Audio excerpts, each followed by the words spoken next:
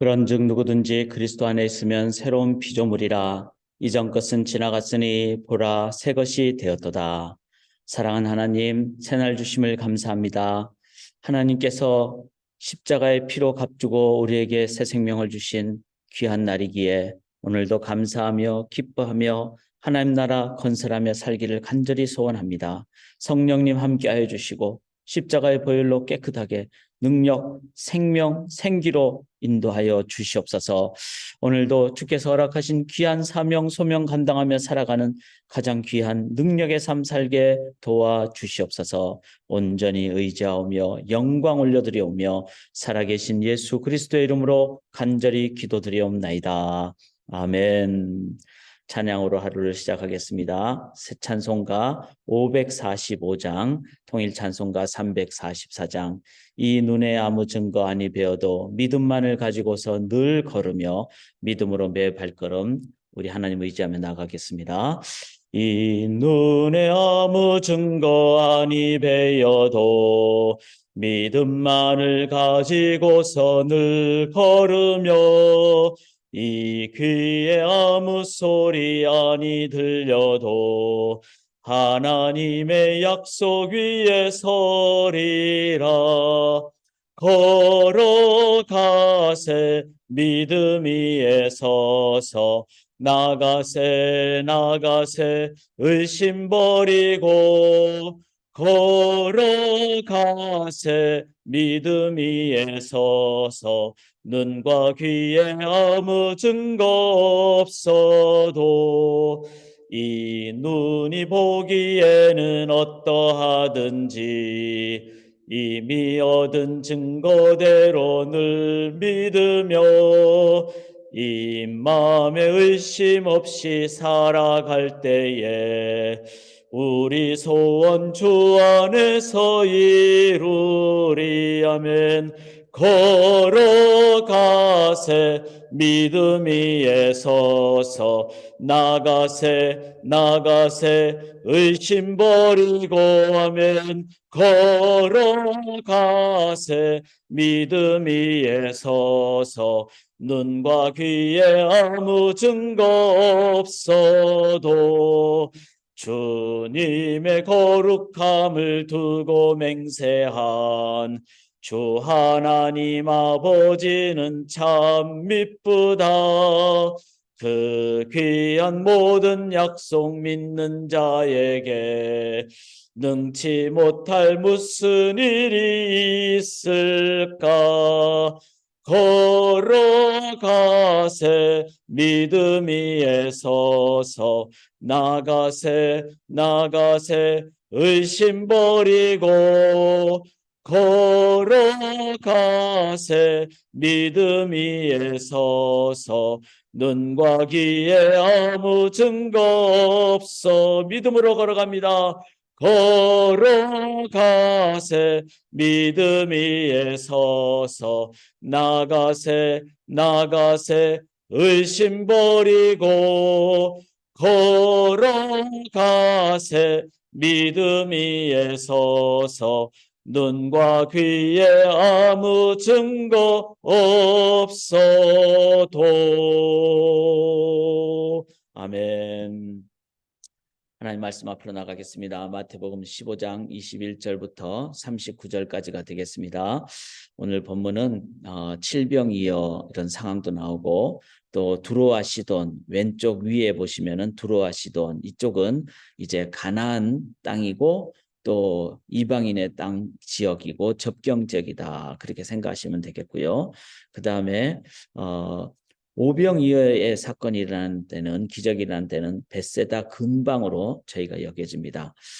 그런 가운데 이제 오늘 본문 끝에 보면은 마가단 지방 이렇게 나오는데 이 마가단 지방이라는 것은 이 게네사렛 밑에 있는 지금 지명이 표시는 안 됐지만 갈릴리 서쪽 즉 유대 땅 이렇게 할 수가 있습니다. 그런 가운데 예수님께서 이제 이 가나안 여인 어떤 상황뿐만 아니라 그 예수님이 이제 갈릴리 호숫가로 이제 오시는 장면이 나오는데 여기 갈릴리가 호수가 있죠. 이때 예수님이 가신 곳은 바로 이 갈릴리 호숫가 동쪽입니다. 이 동쪽은 이제 베세다 밑으로 되어 있는 이 데가볼리라는 지역 쪽인데 이 지역은 이방인의 땅이라고 보시면 되겠습니다. 그래서 그걸 제가 나중에 설명할 때도 한번 들으시면서 자, 예수님께서 이 왼쪽 위에 있는 두로와 시돈을 가셨다가 또 데가볼리 쪽에 있는 갈릴리 지역 이방인의 땅에도 가셨다가 마가단 지역 다시 유대 땅으로 가시는 예수님의 이런 이동을 좀 생각을 하시면서 우리가 말씀 앞으로 먼저 나가도록 하시는데 제가 표준 세번역으로 봉독할 때 대조하시면서 보시면 되겠습니다. 예수께서 거기에서 떠나서 두로와 시돈 지방으로 가셨다. 마침 가나안 여자 한 사람이 그 지방에서 나와서 외쳐 말하였다. 다윗의 자손이신 주님, 나를 불쌍히 여겨 주십시오. 내 딸이 귀신이 들려 괴로워하고 있습니다. 그러나 예수께서는 한마디도 대답하지 않으셨다. 그때 제자들이 다가와서 예수께 간청하였다. 저 여자가 우리 뒤에서 외치고 있으니 그를 안심시켜서 떠나 보내주십시오. 예수께서 대답하셨다. 나는 오직 이스라엘 집에 길을 잃은 양들에게 보내심을 받았을 따름이다. 그러나 그 여자는 나와서 예수께 무릎을 꿇고 간청하였다. 주님, 나를 도와주십시오. 예수께서 대답하셨다. 자녀들의 빵을 집어서 개들에게 던져주는 것은 옳지 않다. 그 여자가 말하였다. 주님, 그렇습니다. 그러나 개들도 주인의 상에서 떨어지는 부스러기는 얻어먹습니다. 그제서야 예수께서 그 여자에게 말씀하셨다. 여자여, 참으로 내 믿음이 크다. 네 소원대로 되어라.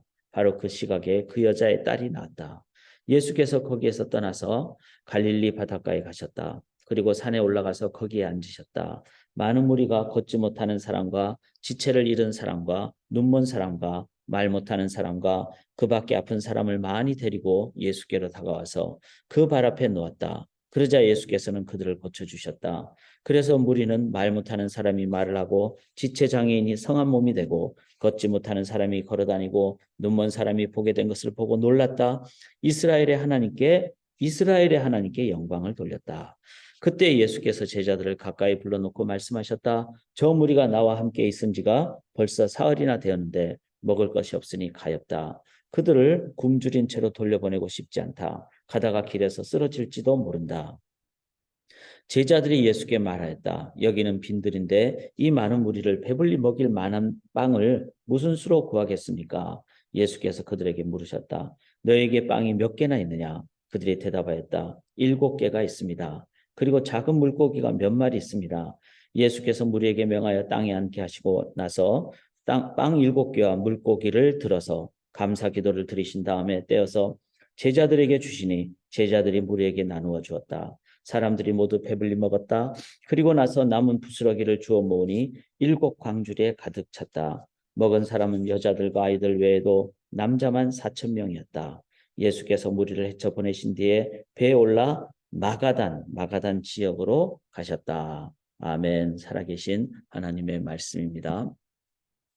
오늘 함께 나눌 제목은 우선순위에 관한 내용입니다. 무엇이 참된 우선순위인가요? 우리는 24시간이 주어졌죠. 그래서 다 못합니다. 또 우리에게 이 땅에 보내신 이유가 있죠. 그런 것을 생각을 하시면서 우선순위를 늘 생각하고 적용하고 실천하는 그래야지 목적을 잘 달성하는 효과적인 삶 또 그 결과를 이렇게 프로덕티브하게 생산을 많이 하는 효율적인 삶을 살게 됩니다. 그래서 우선순위, 여러분 나의 삶의 우선순위는 무엇일까? 어떤 것일까? 한번 생각을 해보시면 좋겠습니다. 여기 24절 보시면 예수님이 이렇게 표현하시죠. 나는 이스라엘 집에 잃어버린 양 외에는 다른 데로 보내심을 받지 아니하노라. 예수님의 어떤 사역도 먼저는 이스라엘 집의 어린 양, 이스라엘 집에 잃어버린 양에게로 보냄을 받았다. 자, 영혼을 구원하는 그게 바로 예수님에게 주어진 사명이죠. 사명은 모든 그리스도인들이 다 동일하게 갖게 되는 것. 영혼 구원이죠. 영혼 구원과 바꿀 수 있는 것이 있을까요? 막 사람이 죽어가는데 나는 지금 어디 가서 밥 먹어야 되겠다. 그러지 않죠. 밥 먹는 것보다 더 중요한 것은 사람을 살리는 거죠. 그런 의미로 우리의 삶에 모든 사명은 영혼 구원하는 또 모든 크리스찬이 함께 받는 예수님도 잃어버린 양을 구하는 그렇지만 그 상황에서 이스라엘 집이라고 했어요. 그러니까 예수님도 인간으로 오셨기 때문에 이제 예수님은 베들레헴에서 태어나시고 또 나사렛에서 자라시고 다 이 유대와 갈릴리 지역의 이스라엘 지역으로 보내심을 받은 그런 면에서 육체로 오셨기 때문에 또 시간과 공간에 한계가 있죠. 예수님은 그런 면에서 우선순위를 지켜야 되는 소명의 영역도 있으셨다는 거예요. 그래서 어떤 상황이 요청이 됐을 때 사명이 합당한 것인가 또 소명이 합당한 것인가. 자, 제가 구분을 좀 했습니다. 사명은 모든 그리스도인들이 다 해야 될 그런 그 본질적인 것. 그리고 소명은 콜링은 각자에게 조금씩 다른. 그래서 다르기 때문에 연합을 해야 되고 다르기 때문에 또 함께 나가야 되죠. 그래서 사명과 소명의 구분을 하고 그러면서도 열심을 다해야 되지만 우리가 내가 다 해야 되겠다. 모든 걸 다 해야 되겠다. 그러면 그건 좀 욕심이죠. 그래서 지혜가 필요합니다. 내가 소명 관점에서 지금 뭘 하는 것이 가장 올바를까? 이거는 내가 안 해도 된다. 내가 못할 일이다. 남에게 맡기고. 또 그런 면에서 동력을 하는 거죠. 함께하고. 뿐만 아니라 이것이 나의 당대에 끝나는 것이 아니라 항상 내 다음 당대, 그리고 제자 되어 제자를 삼는 그것이 단순히 나와 동역하는 아니면 동대의 사람을 얘기하는 것이 아니라 제자 삼는다는 것은 나의 자녀 세대. 그래서 이게 참 중요하죠. 우리가 이제 나이가 많이 들어서 이제 그 다음 세대가 이제 인도를 해야 될 때 그때 시작하면 늦죠. 어릴 때부터 3살 버릇 8까지 간다 그랬는데 3살 때부터 아니면 그 이전부터 기도하면서 그래서 그러면서 또 우리가 기억을 해야 됩니다. 이거는 하나님 주신 사명이고 소명이니까 내가 최선을 다해야 되지 꼭 이렇게 돼야 된다라고 하는 건 욕심이죠.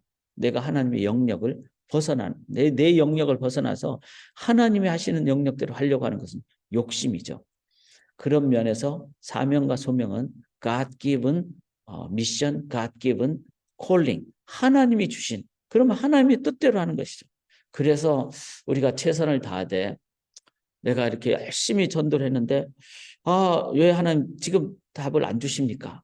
이런 부분도 가만히 묵상을 해보셔야 됩니다.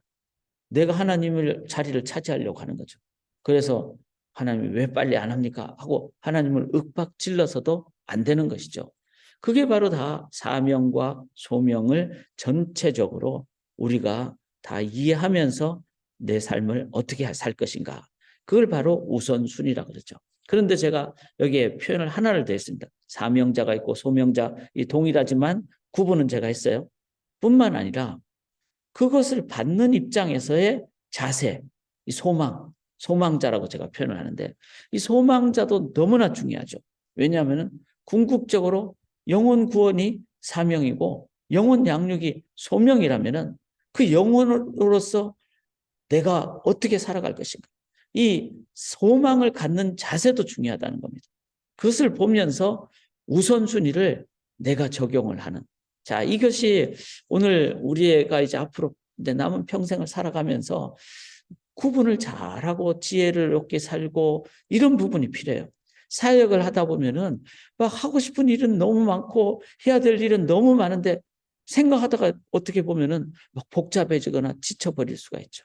근데 예수님의 이 원리를 우리가 가지고 나아갈 때 지치지 않고 번아웃 증세를 갖지 않고 오히려 우리의 삶에 하나님께 맡길 거 맡기고 또 최선 다할 거 하고 그러면서도 영혼 구원하는 풍성한 삶을 살아가는 그것이 바로 우리가 지혜에 있는 이 우선순위적인 삶이다. 자, 그걸 기억하시면서 21절 한번 보시겠습니다. 예수께서 거기서 나가사 두로와 시돈 지방으로 들어가시니 자, 이 앞장면은 뭐죠? 뭐 벳세다라든지 게네사렛이라든지 가버나움이라든지 이런 곳에서 예수님이 막 오병이어 기적도 하시고 그 다음에 그 예수님이 가르치니까 사람들이 이제 바리새인과 서기관이 예루살렘으로부터 막 사람을 보내가지고 막 예수님을 막 험담을 하고 막 어렵게 하는 그랬을 때 그들은 말씀에 대한 온전한 이해를 하지 못하는 그래서 율법의 본래 정신 대신에 전통과 규례에 빠져버린 손을 씻는 것은 내 영혼을 씻는 게 더 중요한데 저 사람들 손 안 씻고 먹는다고 막 이렇게 막 비판하고 이렇게 됐을 때 즉 복음이 거부되니까 예수님이 어디로 가시죠? 두로와 시돈 지방으로. 여기 한 50에서 60km 정도 되는 거리예요. 그러니까 걸어서 가는 상황이니까 먼 지역이죠. 왜 그렇죠? 소망을 가져야 될 사람이 소망을 안 갖고 자기의 어떤 체면과 자기의 전통에 얽매여 버렸을 때, 복음을 받을 자세가 안 됐을 때, 그때 예수님은 일단 다른 곳으로 가십니다. 자, 그런 면에서 우리 또한 내가 막 사명자다, 소명자다 이것만 생각할 게 아니라 나도 소망자가 돼야 된다. 심령이 가난한 것이 내가 가져야 될 가장 기본적인 자세입니다. 그런 심령이 가난할 때 하나님이 외면치 아니하신다는 거죠. 그래서 이제 예수님은 그런 면에서 이제 복음이 거부되자 이방 적경 지역으로 가신다. 자, 예수님의 그 소명은 뭐였죠? 이스라엘의 잃어버린 자를 구원하는 것이었어요. 그런데 이스라엘 잃어버린 자가 소망을 갖지 않으니까 어떻게 하는 거예요? 예수님은 소망을 갖는 영혼을 향하여. 자, 여기서 우리가 보는 한 가지 중요한 것이 있죠. 하나님 나에게 어떤 지역을 딱 이렇게 얘기를 해주셨어요. 그렇죠. 그게 소명이잖아요. 뭐 예를 들어서 무슨 뭐 아프리카 무슨 나라로 파송을 받았다. 이런데 그러면 거기에 초점을 맞추는 것은 필요하지만 그 인근 지역에 막 영혼이 막 애타게 막 힘들어하고 그러면 어떻게 하죠? 그곳을 향해서 가는 거죠. 지금도 튀르키예 땅에 그 뭐 앙카라라든지 이스탄불이 사역지가 있는 선교사님들이시지만 지금 지진이 일어나는 곳에 영혼이 어렵고 힘드니까 다 그곳에서 막 수백 킬로 떨어진 곳에 가셔가지고 고생하면서 지금 구호를 하고 계시는 거죠.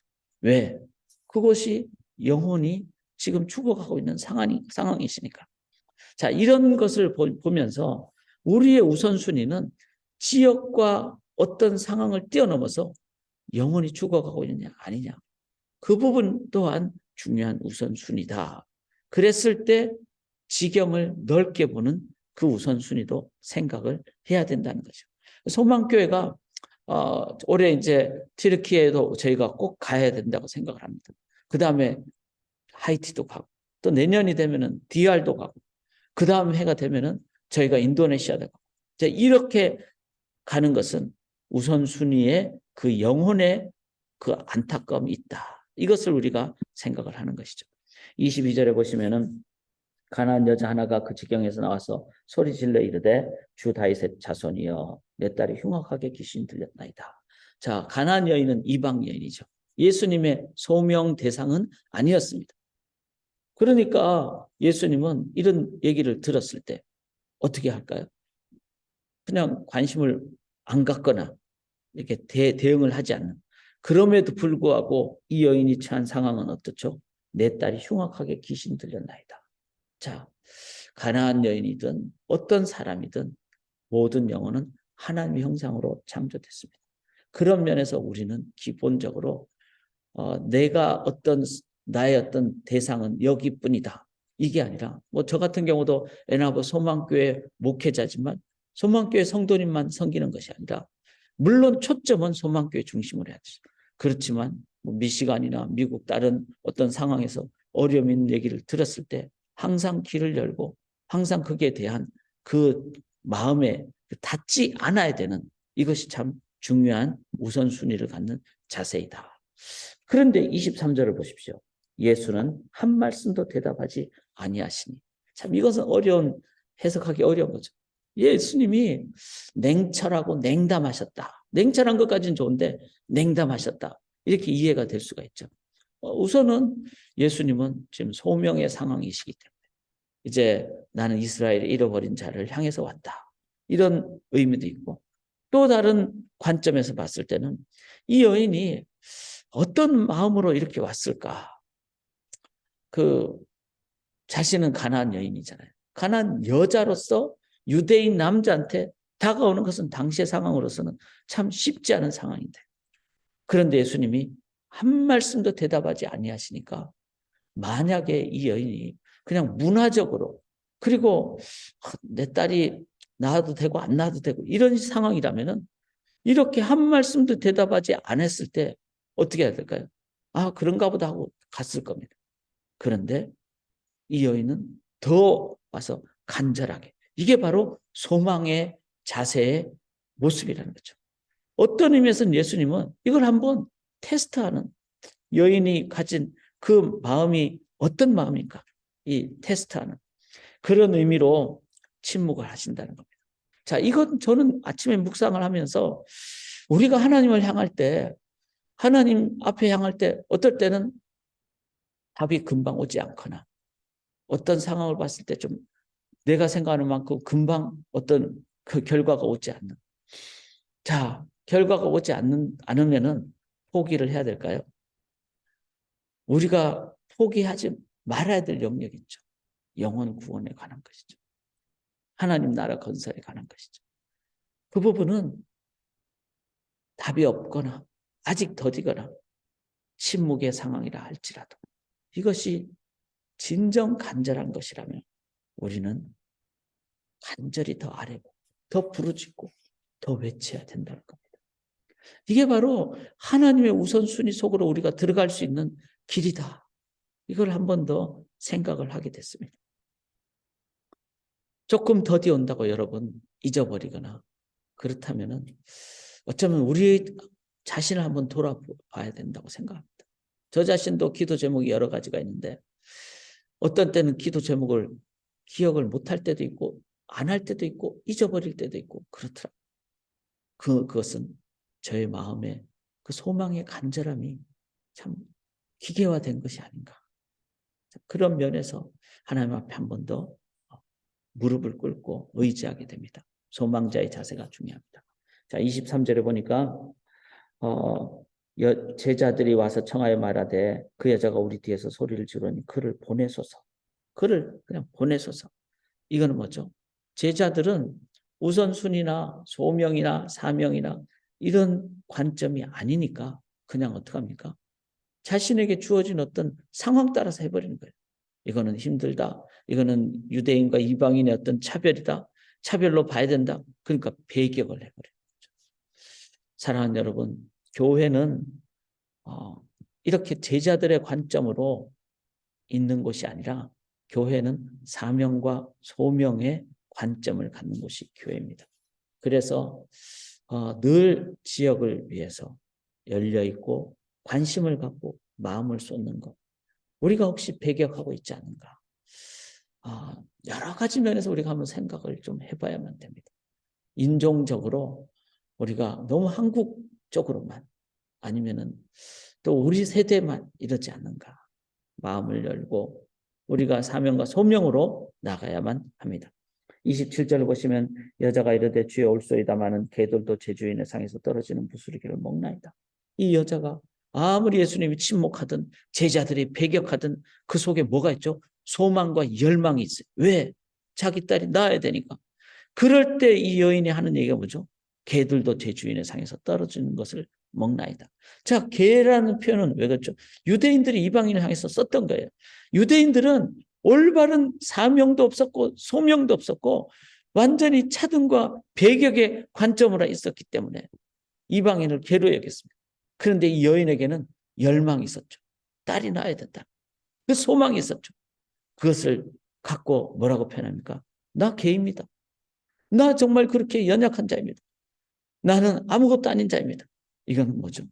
나 좀 도와달라는 진정한 자기 부정의 자세, 진정한 열망의 자세, 진정한 겸손의 자세. 주님 앞에 나설 때 우리가 겸손하고 주님은 이렇게 겸손한 자세.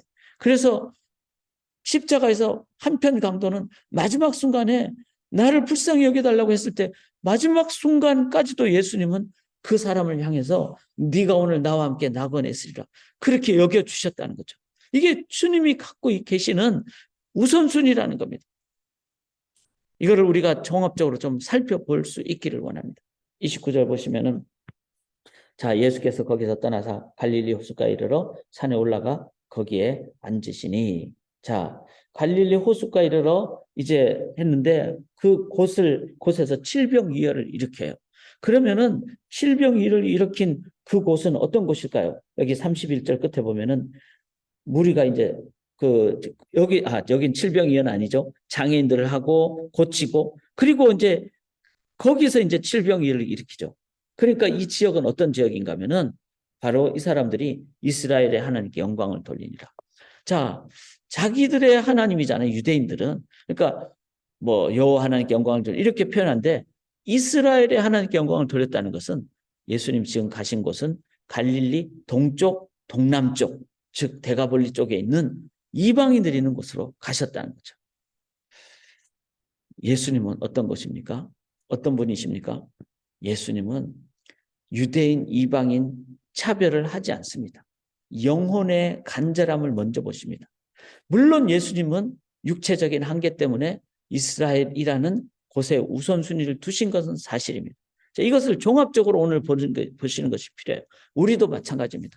어떤 우리의 본부나 거점이 있죠. 에나버 소망교회라는 이런 어떤 상황도 있고 내가 어떤 직분을 가지고 섬기는 것도 있고 그런데 그것은 나에게 주어진 어떤 한계적인 상황에 의한 우선순위적 영역이죠. 그렇지만 그것과 함께 열망과 소망과 간절함이 있는 영혼의 어떤 구원과 영혼 양육의 상황이 생겼을 때는 그에 대해서 문을 닫지 않고 그곳을 향해서도 늘 마음 문을 여는 그게 바로 이 우선순위를 지혜롭게 행하는 자세라는 겁니다. 그렇지 않게 되면은 개교주의에 빠져버립니다. 그래서 우리 교회, 내 교회 이렇게 돼버리면은 연합 차원이 일어나지 않고 선교가 안 일어나게 되겠죠. 그리고 가까운 곳으로만 선교하려고 그러겠죠. 어떤 분들은 그런 얘기를 이제 하시는 걸 제가 듣는 적이 있어요. 뭐 멀리 튀르키예까지 갑니까? 바로 옆에 뭐 남미 정도만 가면 되지 않습니까? 이렇게 생각할 수도 있지만 그러나 하나님이 우리에게 주신 그 영혼에 대한 열망의 어떤 연결고리가 이렇게 이 가나안 여인과 연결고리가 되듯이 그런 연결고리에 대해서는 열려 있고 그 부분 또한 예수님이 행하셨던 것처럼 우리가 순종하고 나가는 자세가 필요하다는 것이죠. 자, 이렇게 했을 때 바로 이방인 지역에도 복음 증거의 역사가 일어났다는 겁니다. 그러면서 마지막에 39절에 예수님이 어떻게 하시죠? 다 행하신 다음에 마가단 지역으로 가시다는 거예요. 마가단은 다시 유대 지역을 얘기합니다. 그래서 예수님이 자신의 그 사명과 소명 중심의 사역을 행하지만 그게 국한하지 않고 소망이 필요한 곳에 열망이 있는 곳에 예수님은 열려놓으신 이것이 바로 예수님이 지혜롭게 우선순위적인 삶을 살아간 자세이다.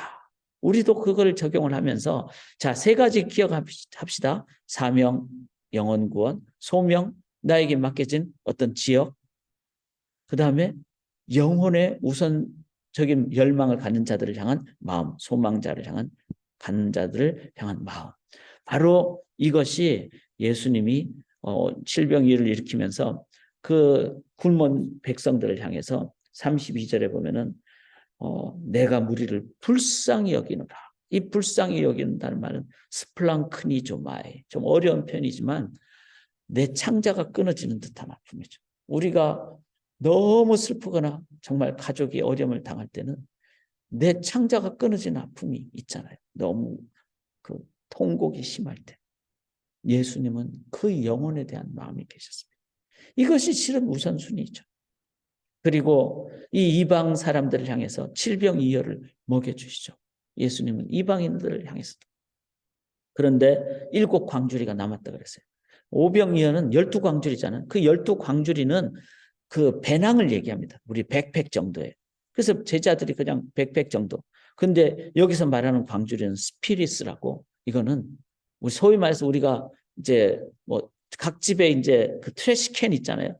그 각 집에 일주일에 한 번씩 트래시 캔 그런 정도의 큰 사이즈입니다. 그러니까 오병이어보다 더 많은 양이 남은 것을 얘기하죠. 이것은 뭐죠? 예수님은 이방인을 향해서 넉넉하게 주시고자 하는 그 마음, 그 영혼을 향한 마음이 우선순위였고 이것이 사명과 소명과 지혜롭게 연결될 때 우리들은 초점을 잃지 않으면서도 그러나 배격하지 않는 이 지혜로운 우선순위적인 삶을 살아야 우리는 열방을 향해서도 나아가게 되고 또 우리가 살고 있는 이 에나브 땅을 향해서도 초점을 잃지 않는 예수님이 마가단 지역으로 다시 가셨듯이 그런 자세를 가짐으로 사랑하는 여러분, 우리에게 주어진 이 귀한 삶을 또 성도로서 교회로서의 삶을 가장 효과적으로 효율적으로 살아가는 칭찬받는 주의 백성들 되시기를 주님의 이름으로 간절히 기원합니다.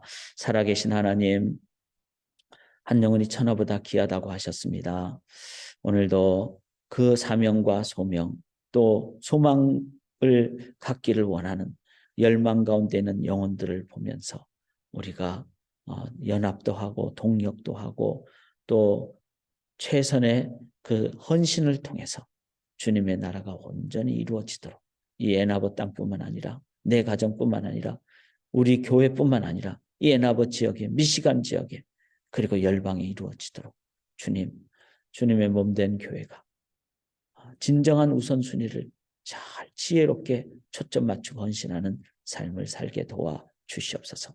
오늘도 그렇게 정말 하나님 나라 건설하며 영혼 구원의 가장 놀라운 삶을 살되 하나님 소명을 잘 기억함으로 너무 욕심 부리지 않고 지치지 않고 감사하며 성령 하나님을 의지하며 그렇게 주님 기쁨 충만으로 살아가도록 우리 성도님들의 한 분 한 분의 삶을 인도하여 주시옵소서.